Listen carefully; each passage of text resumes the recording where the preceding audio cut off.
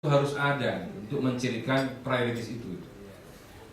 To govern is actually to choose the priorities. Untuk memerintah itu hanya perlu membutuhkan priorities karena energi kita terbatas, orang kita terbatas, waktu kita memerintah pun terbatas.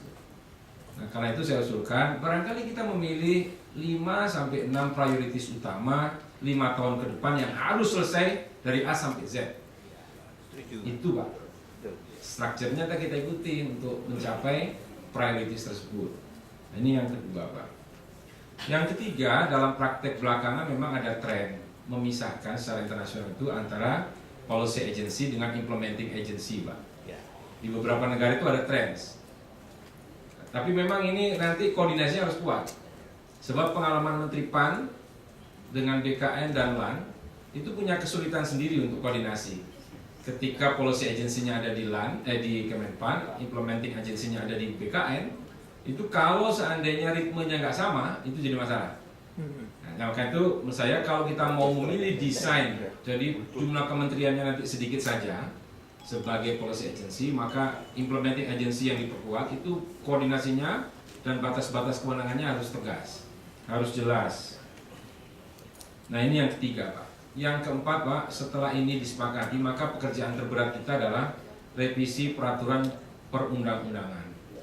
Itu yang rimba yang belum tersentuh Pak.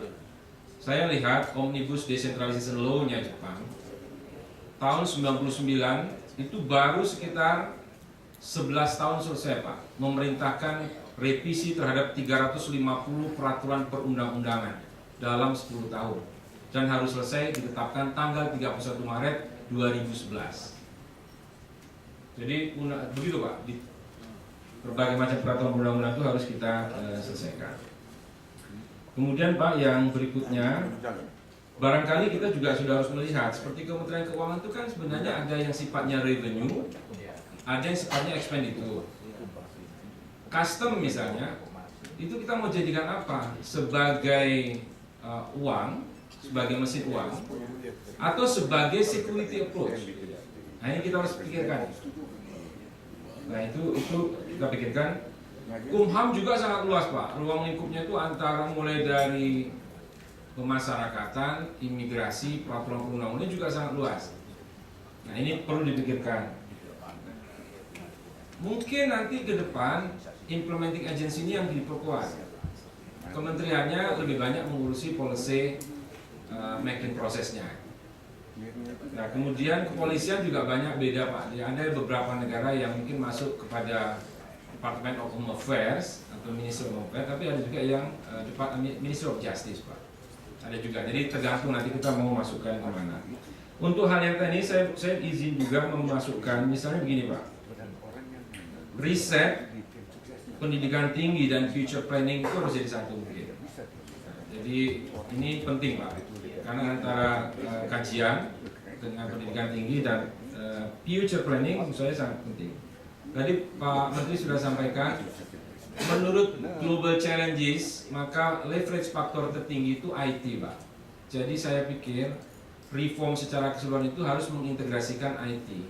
Jadi bagus juga nanti seperti di Korea, Ministry of Home Affairs, Ministry of Administrative Reform dan Ministry of Kominfo itu jadi satu aja. Jadi Ministry of Public Administration and Security misalnya. Jadi IT itu menjadi leverage faktor untuk melakukan perubahan aktivitas pemerintahan. Karena yang akan merubah coraknya pemerintah mesti adalah IT Pak ke depan. Sehingga connected institusi itu terjadi dan akhirnya struktur pemerintah itu menjadi sangat sedikit. Nah, kemudian Pak, sebenarnya ada perintah Undang-Undang Dasar pasal 18A itu mengenai hubungan antara kewenangan antara pusat, provinsi dan kabupaten kota yang sampai sekarang belum kita buat undang-undangnya Pak. Jadi kalau desain pusatnya itu sudah selesai, maka kita harus membuat peristiwa hukum yang terjadi antara pusat, provinsi dan kabupaten kota. Seringkali di pusat ini udah jalan, sampai provinsi dan kabupaten kota nggak jalan Pak. Ini terkait dengan bisnis proses pemerintahan secara vertikal antara pusat dengan kabupaten kota sampai ke daerah. Jadi sehebat apapun ini kementerian yang kita desain, kalau implementing agensinya, actionnya di bawah itu nggak nyambung Pak. Para menteri ini kan sebenarnya agak stres juga. Kenapa? Karena banyak rencana strategis di pusat Itu yang nggak nyampe di daerah, Pak. Karena apa? Karena sambungan relnya itu nggak jalan, Pak. Nah, ini juga mungkin yang perlu kita pikirkan, Pak. Karena saya pikir ada satu review lagi yang kita sebut sebagai business process review yang harus kita lakukan untuk melihat keterkaitan secara horizontal maupun secara vertikal. Mungkin itu, Pak, metodenya nanti kita perbaiki, Pak Anwar. Barangkali kita lebih lebih detail lagi untuk mengelaborasi berbagai hal ini. Demikian, terima kasih sekali lagi, terima kasih kepada Wan yang telah melakukan ini. Terima kasih Prof. Eko. Bapak Ibu saudara yang saya hormati, sayang sekali kita terbatas soal waktu ya. Padahal banyak hal yang kita ingin bicarakan. Tapi jangan khawatir, ini ada sesi kedua setelah makan siang dengan beberapa pembicara yang lain. Setidaknya ada beberapa catatan penting yang sudah kita bisa lihat dari perbincangan ini, bahwa salah satu hal yang sangat mendasar yang menjadi bagian dari reform kelembagaan itu adalah soal roh tadi, ruh yang dibicarakan Pak Agun oleh Mas Hasto, dan vision yang juga dibicarakan oleh Pak Profesor Eko. Jadi saya kira beberapa partai sekarang sudah menyiapkan soal vision. Saya lihat Golkar sudah menyiapkan tentang negara kesejahteraan 2045, PDI Perjuangan menyiapkan tentang pembangunan semesta berencana 2045 juga. Jadi ini vision dan roh ini harus menjadi satu hal yang sangat penting. Silakan Pak Menteri, selamat jalan Pak. Ya. Jerman. Oleh-oleh Pak.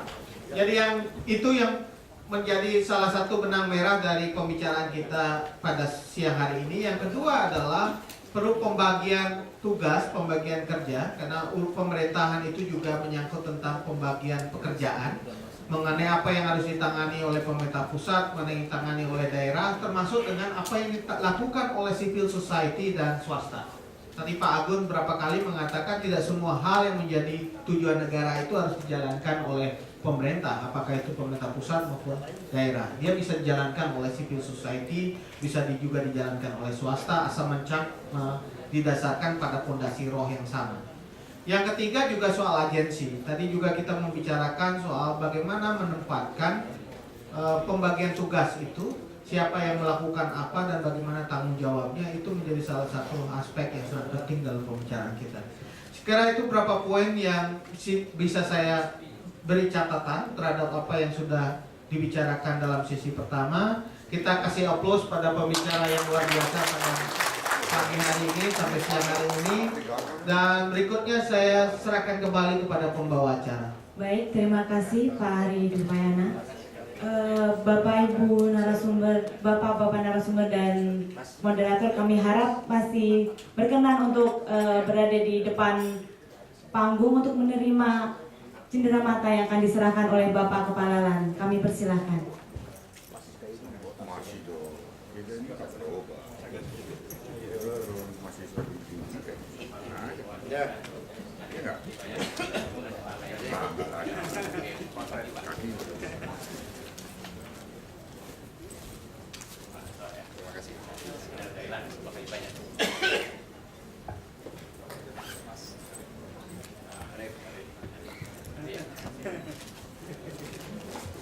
Terima kasih. Diantar ke sana. Mohon maaf, Bapak.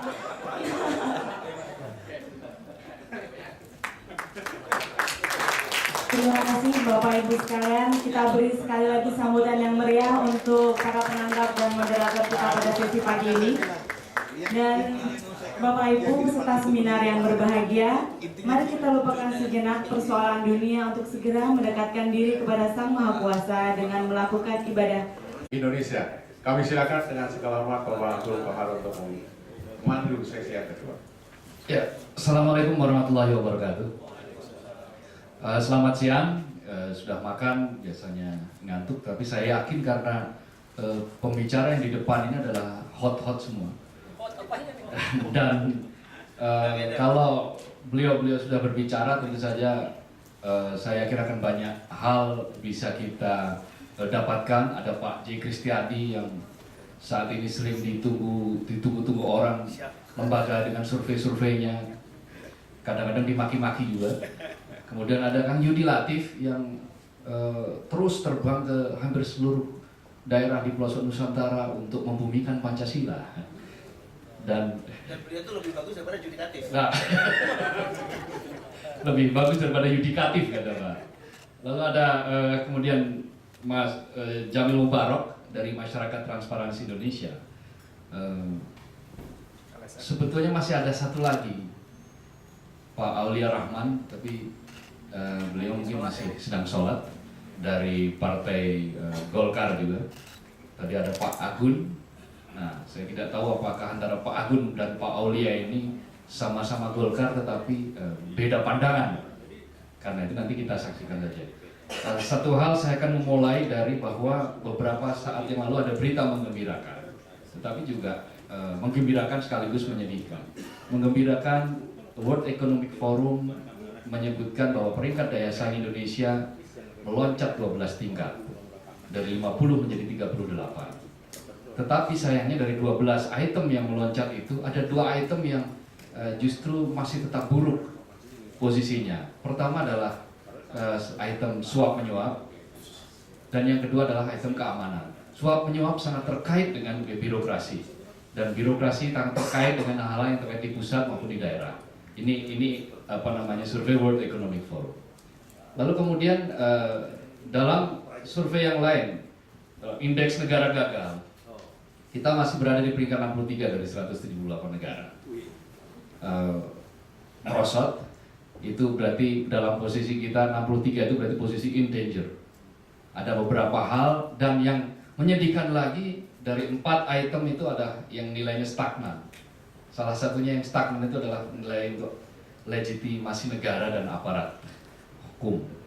Jadi kalau kemudian kita arahkan itu ke konteks arsitektur kabinet 2014-2019, maka iya, kita tentu saja boleh berharap-harap cemas, karena 2014 apakah kabinet kita masih akan diwarnai oleh tarik-menarik kepentingan politik yang lebih dominan ketimbang tujuan untuk menyejahterakan rakyat, untuk mencapai Indonesia yang lebih sejahtera dan bermartabat, atau justru masih wajah Indonesia yang tidak jauh berbeda yang kita saksikan, yang dalam posisi in danger menuju negara gagal tadi itu.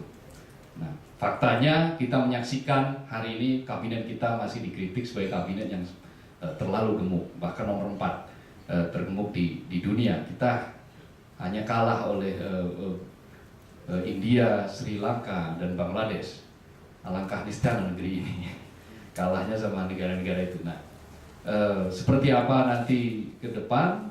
Nah, pertama ada Pak J. Kristiadi. Pak J. Kristiadi kita tahu bahwa sekarang itu sekretaris Yayasan CSIS, dan kemudian juga dosen di Atmajaya, ya, Sesko TNI dan sebagainya. Saya kira bisa dibaca sendiri, dan saya yakin Pak J. Kristiadi popularitasnya tentu saja mungkin jauh melampaui para caleg. Karena itu Pak J. Kristiadi kami persilakan, karena kita punya waktu yang cukup terbatas juga, 15 menit Pak. Nanti kita lanjutkan dengan Kang Yudi, lalu kemudian Mas Jamil. Silakan Pak J. Kristiadi dengan pemaparan-pemaparannya. Terima kasih Mas Yudi. Mas, kalau saya mau jujur, saya menyebut Mas itu guru bangsa betul. Ngajari. Mas Borok, selamat siang, Bapak sekalian, selamat sore. Terus saya ini bawa kajian ini, saya bawa memang supaya saya lebih berbobot, karena memang ini tebal sekali, 100 halaman lebih, dan saya mencoba untuk menelusuri secara agak cepat. Kalau setelah baca, kalau harus saya merumuskan komentar yang sedikit hiperbol, komentar saya adalah: satu, mengagumkan, dan yang kedua, mengerikan sekaligus. Kenapa mengagumkan? mengagumkan karena birokrasi kita lalu bisa membuat, bukan, bisa orang Jawa bilang metani itu menelisik sampai tingkat yang sangat detail untuk bisa tahu di mana sebetulnya praktek penyelenggaraan negara ini. Di sini roadmap atau semacam GPS kalau anak muda sekarang, Global Positioning System, untuk menuju ke sana mestinya. Ini desain itu mesti ke sana. 30 kelompok, 32, 31, 32 kelompok lembaga-lembaga negara yang tumpang tindih, tidak karu-karuan. Ada contohnya di halaman ini. Wih, urusan ini diurus oleh departemen itu, segala macam dirjen dan sebagainya, luar biasa. Terus saya semakin kagum sama bangsa saya, bahwa bangsa yang dipimpin oleh penyelenggara negara yang kacau balau seperti ini, kita ini masih bisa hidup dan survive sampai sekarang. Ini negara kita. Cuma bangsanya yang hebat, negara ancur-ancuran. Ya, bagaimana? Di perusahaan kecil ya, perusahaan kecil dan tidak terlalu besar. Itu kalau menyusun organisasi, itu sangat jelas. Pekerja apa, tanggung jawab apa, sanksinya apa. Prof, Bapak di sini duduknya sebagai seorang tokoh besar. Mereka. Bang, izin kita dulu ya. Itu saja setiap minggu ketemu mengevaluasi apa yang dikerjakan. Itu perusahaan kecil. Ini negara dengan 250 juta sekian besar, aturannya kacau balau, benar? Kacau balau, ngeri baca ini sebetulnya. Nah, sudah ada roadmap untuk kira-kira besok kalau ada presiden yang memang tingkat kewarasan akalnya itu sama dengan tingkat kewarasan politik, ya, tingkat rasionalisasinya politik itu baru bisa dilaksanakan. Sebab kalau ketemu presiden yang cuma gitu-gitu saja, ya, yang juga calon-calonnya kita tahu semua itu, kecuali yang satu itu, kita tahu, iya, masuk gini tambah lagi. Dan ini sebetulnya kalau di bedah daerah juga lebih mengerikan, ya. Karena yang namanya birokrasi di daerah itu juga sudah ancur-ancuran juga. Jadi saya senang kalau kemudian nanti revisi Undang-Undang 32 ini bahwa yang namanya pembina kepala daerah itu bukan kepala daerah yang namanya pembina tapi membinasakan birokrasi, tapi betul-betul pejabat senior yang memang mau membina. Itu hancur semua. Karena semua incumbent itu kalau maju pasti memanfaatkan birokrasi. Dan itu menghancurkan birokrasi daerah. Oleh karena itu Bapak sekalian, kita sudah ada roadmap seperti ini. Tapi roadmap penyelenggaraan pemerintahan itu merupakan bagian dari suatu struktur tatanan kekuasaan yang tidak kalah ruwetnya juga. Tidak kalah ruwetnya. Misalnya seperti kemarin, teman-teman di LIPI membuat kajian yang saya sangat baik hubungan eksekutif legislatif. Bagaimana sih urusannya, bagaimana ini? Kalau kita sistem presidensial, legislatifnya seperti apa? Nah, ini dijabarkan juga begitu rinci, tidak hanya soal elektoral ya, elektoral dipertimbangkan apakah yang serentak itu lebih bagus karena dengan serentak itu kemudian juga ada kutip efek dan sebagainya. Tapi di dalam masyarakat ada gerakan-gerakan seperti itu dan banyak yang sebetulnya menghasilkan suatu pikiran-pikiran yang sangat baik. Nah, oleh karena itu menurut saya tentu desain arsitektur sangat penting. Tapi bahwa orang yang mengisi ini lebih penting juga. Kalau ini diisi oleh orang abal-abal, ya kan? Itu juga cuma akhirnya kabinet kepentingan semua. Tidak kebagian bikin apa segala macam lembaga-lembaga yang juga malah bikin kisruh dengan lembaga lain. Sekarang ini tidak usah dengan antar lembaga. Di dalam departemen sendiri, ya kan? Itu kan yang namanya eselon-eselon saat itu ada sementara kementerian kan sudah seperti kerajaan masing-masing. Wah, rapatnya kumpulnya susah. Ya. Sama susahnya kalau gubernur mencari bupati suruh kumpul kan, sama. Jadi Bapak sekalian, saya kira kita mesti kita simpan dulu sebagai jimat, ya kan? Sebagai jimat setelah ada tatanan kekuasaan yang sudah diatur dengan benar, ini bisa berjalan. Nah oleh karena itu sebetulnya menyambung dari sini menurut saya ada dalam lingkungan strategis yang menurut saya belum begitu dalam dikupas ya mengenai masalah-masalah yang berhubungan dengan penyelenggaraan negara ini adalah sebenarnya bagaimana organisasi kekuasaan negara kita seperti apa.